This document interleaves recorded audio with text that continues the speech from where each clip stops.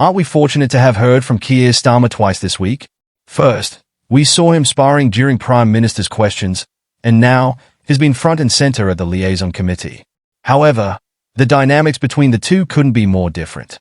Unlike the highly theatrical and sometimes superficial nature of PMQs, where a sharp rebuttal or a clever soundbite can win the day, the Liaison Committee offers no escape route. It's a setting that demands detailed answers, accountability, and complete transparency. And this time, Starmer found himself cornered. In today's video, we're diving deep into a moment that will undoubtedly haunt Starmer for some time to come. What started as a standard grilling quickly turned into a political debacle. The pressure mounted as MPs scrutinized his policies and laid bare inconsistencies in his figures, leaving him stammering and struggling to respond. The usual composure he tries to maintain was nowhere to be seen, and his discomfort was evident. We'll explore how Starmer was challenged on key issues, his faltering responses, and why this moment is so significant. For someone aiming to portray himself as the voice of reason and clarity in British politics, this was an excruciating test of his leadership, and one where he fell short. One particularly damning aspect of this exchange was his inability to provide coherent answers to straightforward questions. As MPs revealed glaring contradictions in his statements, the facade of confidence started to crumble. Watching Starmer squirm under pressure is one thing, but understanding the implications of these failings for his leadership is even more critical. If he can't defend his policies effectively in a setting like this, how will he fare when it comes to the larger challenges of leading the nation? So, why does this matter? Because this isn't just about one bad day in Parliament. It's about the growing perception of a leader who is quick to criticize but slow to provide solutions. It's about a leader who seems increasingly out of touch with the very promises he has made. Stick around as we break down the most revealing moments of this grilling, analyze his responses, or lack thereof, and discuss the broader implications for his political future. Is this just a stumble, or does it signal deeper issues within Starmer's leadership? Make sure to watch until the end, share your thoughts in the comments below, and, of course, don't forget to like and subscribe for more updates. At a particular group. You don't think you're comfortable with the super rich sheltering their wealth by land?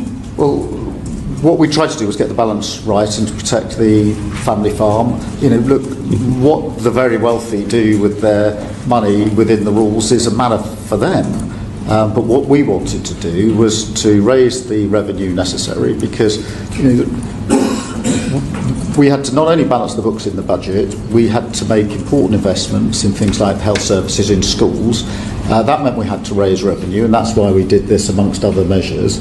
But at the same time, we wanted to put in thresholds that ensures in the average case, the vast majority of farms, family farms, could be passed on without being affected by the inheritance tax. That was the scheme and the purpose of it. So how many family farms do you think are going to be caught by this? Well, we've been through the figures on this, and just to wrap up. I can help you here. HMRC say that there were about 500 claims for agricultural property relief. Yeah. So is that a robust figure for those who will be caught? That is a robust figure. It's published by the Treasury, certified by the OBR.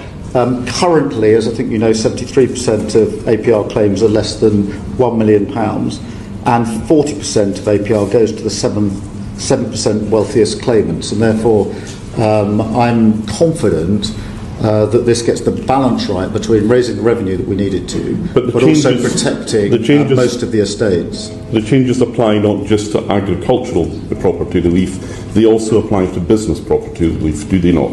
Yes. Now, in practice, the figure that you've given us, 500 estates there, does not include estates where the land would have been passed on using business property relief, does it? Well, I think that it does. I'll certainly go away. No, I can assure you that it doesn't.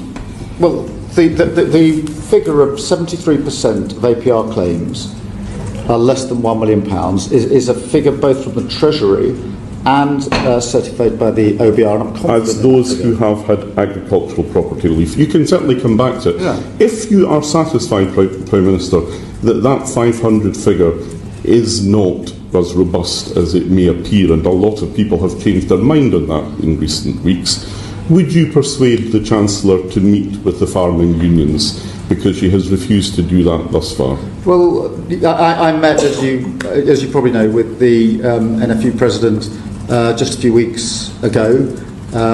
Met actually previously on a number of occasions with his predecessor, and there's no issue with meeting. Of course there isn't. Well, but for the Chancellor of the Exchequer? Well, that'll be a matter for her, but there's no in principle. I mean, I myself met the President of the NFU, and I think that... Is it an example that you will be encouraging the Chancellor to follow? Well, look, the Chancellor will manage her own diary, but I mean, I took the view... Well, I mean, we're laughing here, but, you know, we had one witness giving evidence to the Select Committee who, when talking about the impact on his farming business, broke down.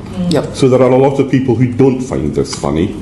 How does it make you feel to hear that witnesses were breaking down before my Select Committee? Well, of course nobody's comfortable with that, but that is why I took the decision to have a meeting with the President of the NFU, to invite him in for a meeting with me, not with a great fanfare, but just for a private meeting, so that I could hear for myself first-hand from him as to the points that he wanted to make, understandably. With a view to making changes?